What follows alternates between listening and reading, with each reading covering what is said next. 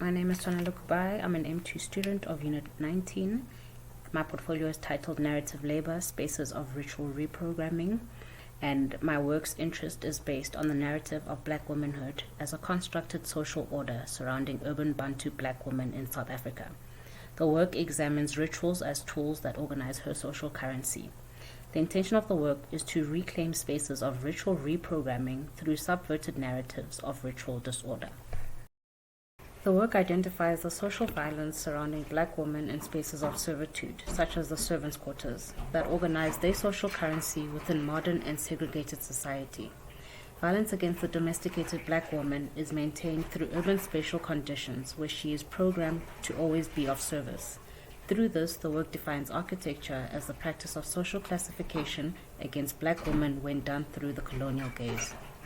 The research grounds itself within American author Anna Julia Cooper's triple conscious theory surrounding race, gender, and class constructs that render Black women invisible through ritual reprogramming. She unpacks how colonial societies have rendered Black women as hidden figures despite the important roles they continue to play in the very societies designed to erase them. American writer and academic Saidiya Hartman describes Black women's position within society as no more than just a pair of hands. Her position becomes a projection of violence reflecting society's perception of Black women. The work argues that she is misrepresented as domesticated through urban spatial conditions and is therefore chained to an architecture of subordination by the rituals of Black womanhood. My research question asks, to what degree are spaces of servitude deemed Black women spaces? How can new narratives be created through spatial reprogramming and ritualization in an attempt to reposition the Black woman's place within society?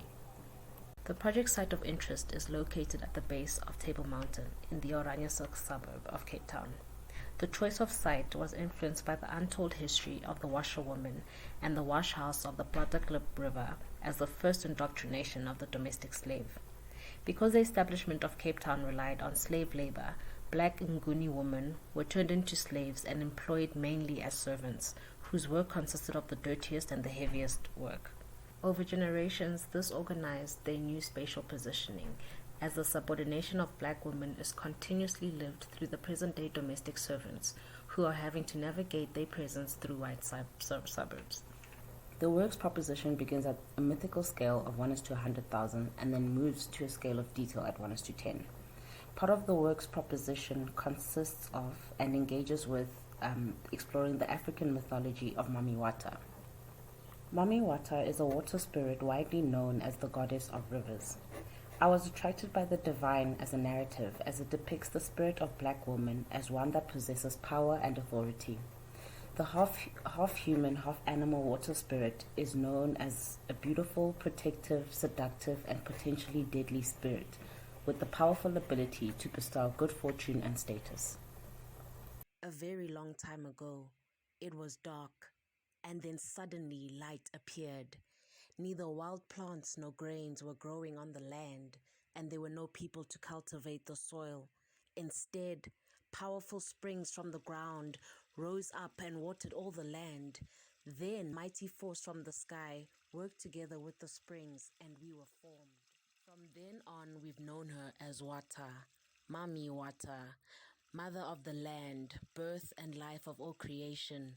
Mami Wata, the queen of all the waters, lived alone in her kingdom. She spent her days diving in the sea, playing in the waterfalls and swimming in the rivers. Mami Wata was very generous. She let the animals drink her water, and man could also fish whenever they wanted to. Her abundant streams overflow as the majestic river palmagrates the land. Her sweet waters bring rain from the skies, and her bustling winds form the dust swirls on a hot summer's night.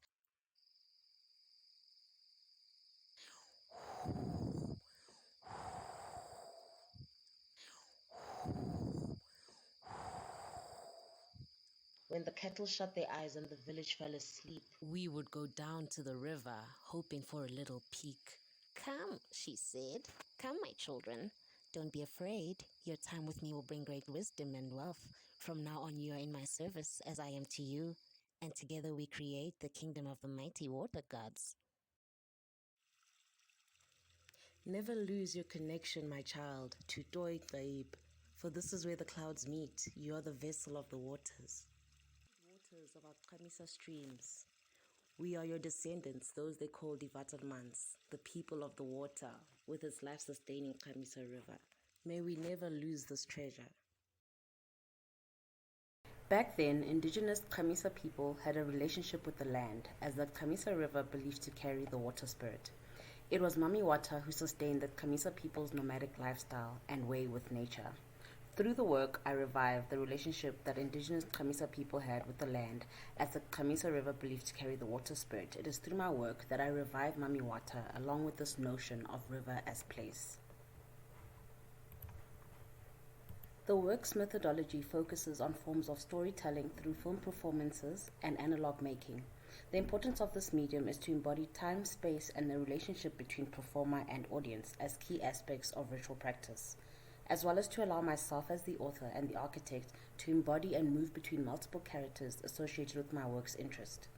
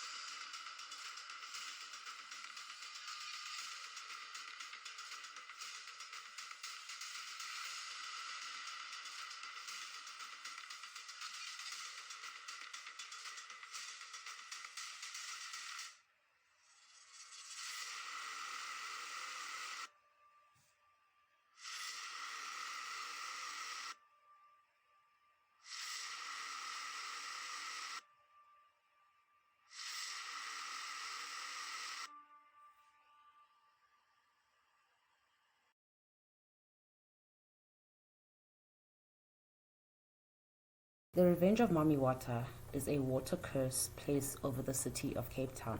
The Revenge of Mami Wata is a significant part of the proposition, as it allows the audience and myself as the author to step into a mythical realm, one that lies parallel to real space. Part of the proposition is that the domestic servant is the only connection to the water spirit, therefore the only medium between the mythical space and real space. The work proposes a water city that aims to eradicate the narrative of the domesticated black woman by proposing architecture that demolishes the current Oranjezicht suburb to establish new realities and social relationships. The making outputs have developed through the different acts of the proposition, Acts 1, 2, and 3, with the most important one being Act 3, titled Watropolis. Watropolis is a mythical city and is governed by the Water Institute, Mami Wata, the washerwoman, and the water custodian. The name Watropolis is derived from the people who inhabit the city and the members of the Water Institute. The streams of water channeled in the pipes of Watropolis have remained in the possession of the water custodians, known as the past domestic servants of the Cape. Watropolis is known as the City of Springs and is a utopia where a society of black domesticated women reside. The society is an ideal state, a perfect state that works on water as an essential currency. The proposition is explored through assembly drawing as a ritual catalogue, which consists of the water rites of passage. These are a series of rituals that the domestic servant goes through once initiated into the city of Watropolis, a collection of codified artifacts which consists of the items being used in and through the rituals at different ritual processes, as well as a series of choreographed drawings at a scale of 1:1 and 1:10, showing the rituals in relation to the sacred spaces of Watropolis.